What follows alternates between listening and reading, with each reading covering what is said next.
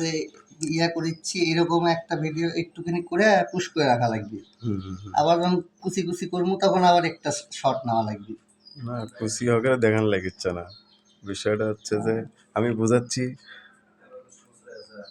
না করলার তেল, বিচি হ্যাঁ কিন্তু মানুষ খায়, করলার বিচি মানুষ খায়, হ্যাঁ আসলে খায়। করলার বিচিটা আবার আমি যে শুকাইতে হয়, ঠিক আছে। আমি যে এই যে বিচি আলাদা করে ফেলাই দিচ্ছি না, এটা আমার কাটার সুবিধার জন্য আমি ইয়ে করে দিচ্ছি। কিন্তু আমার মায়ের দেখছি আমরা সে যখন কাটে পপকর্নটা ভাজি, পপকর্নটা যখন ভাজা খায় আর কি, তখন ওরা যে ভাজে বা দেখি বা অনেকেই ভাজতে পারে, এটা কিন্তু শুকনা ভাজে।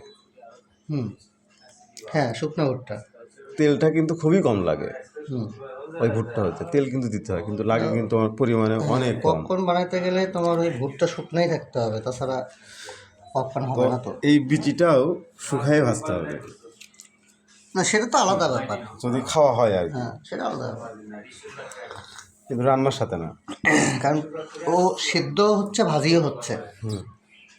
ব্যাপারটা হচ্ছে ভেতরে সিদ্ধ হইলেই হয়েছে, সেটা হয়। ভাজিটাই সবচেয়ে বেশি ভালো হয় আর কি, ভাজিটা খাইতে ভালো লাগে।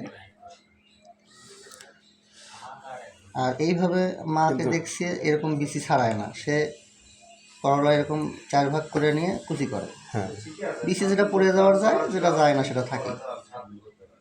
আমরা ভাত খাওয়ার সময় বিচি কেউ বাইসা খাই, কেউ ওইটাই খায়। তো বললাম, মহিলা যারা আসলে ওরা সেটা মা হোক আর স্ত্রী হোক, বোন হোক, যেই হোক, আসলে সময়েরও ব্যাপার। কারণ হচ্ছে যে ওরা যখন কাটা তখন কেটে কেটে রাখে বা কেটে নিয়ে সাথে সাথে রান্না করে, হ্যাঁ, যার কারণে সময়েরও একটা ব্যাপার থাকে।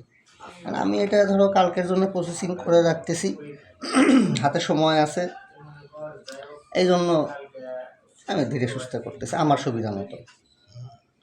কিন্তু যখন দেখা যাবে যে আমি এখনই রান্না করতে হবে, তখন এত দেখার সময় নেই। 4 ভাগ করে নিয়ে কুচি কুচি করে কাটে রান্নার মধ্যে দিয়ে দিলাম।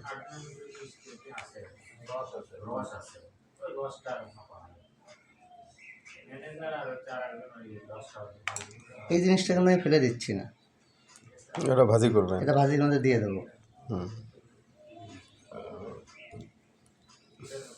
এটা একটা জুসের মতো তৈরি হয় আমার মতে, বুঝছেন। বিষয়টা হচ্ছে করলা কাটার পরে এর ভিতরে যে বিচিগুলো থাকে, চামচ দিয়ে একটা পোজ দিয়ে, হ্যাঁ তবে ওই যে এগুলো ফেলে দেওয়া লাগে, ঠিক আছে। হ্যাঁ আচ্ছা, হয়তো বলবেন পুষ্টিগুণ আছে এর সাথে, ঠিক আছে। টাকা দিয়ে কিনে নিয়ে এসব পুষ্টিগুণ কেন ফেলে দিব? না সেটাই, এটা পুরোটাই খাওয়া যায়, কোনো অসুবিধা নেই। কিন্তু আসলে রান্নাটা করতে হয় এইভাবেই, এটাই আসলে পাকা করলার বিচি সংরক্ষণ করে রাখতেছি। আমার তো মনে হয় আমার এই করলা গাছের করলা এটা ভগবানই দিছে। হ্যাঁ হ্যাঁ হ্যাঁ দাদা, কারণ কিন্তু হচ্ছে আমার মনে হয় মাও লাগায় নাই, আমরাও লাগাইনি, অটোমেটিক হয়েছে, আগেও হয়েছিল। গত 2-3 বছর ধরে হচ্ছে, একা একাই হয়, করলাও ধরে।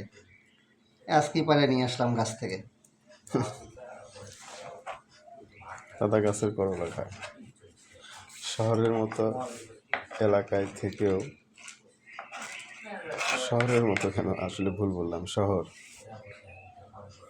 গ্রাম তো না। শহরই তো আমাদের শেরপুর শহর।